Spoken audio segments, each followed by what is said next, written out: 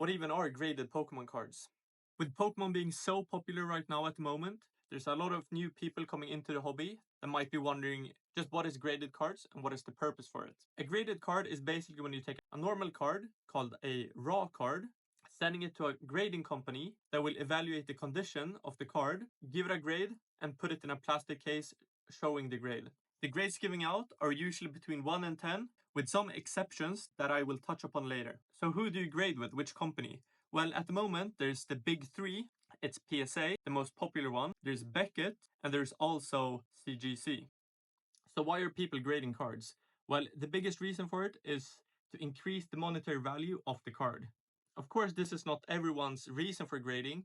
Some people just grade the cards that they like in their collection to have a nice card on showcase with the grade. So how do the grading companies evaluate the grade and condition of the cards? They usually look at 4 subcategories. The first one being centering, meaning how centered the card is. The grading company will look at the borders on the left and right hand side and the top and bottom and evaluate the thickness to see if one side is thicker on the other. Then they look at corners, how round the corners are, if they have any nicks or any damages on the corners. Then they look at the edges, which is the edges of the cards, top and bottom, and see if those have any damage. And then lastly, they look at the surface of the cards. If there's any scratches on the cards, any markings. And these subcategories are actually very important when it comes to specific grading companies. For example, on PSA, the highest grade you can get is a Gem Mint 10. But when it comes to Beckett, another one of the big three, the highest grade is not a 10, but instead a black label. A black label basically means that the card has gotten a 10 on all 4 subcategories, making it a perfect card.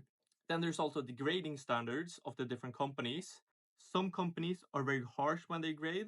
And then there's also the labels of the cards. PSA, for example, have the same label for all their cards. Doesn't matter what grade it gets. Beckett has different types of labels. They have the silver label for grades 9 and below. Then they have the gold label for 9.5s and 10s. Then they, of course, have the black label for the pristine cards. But then there's also Ace, for example, the grading company in UK.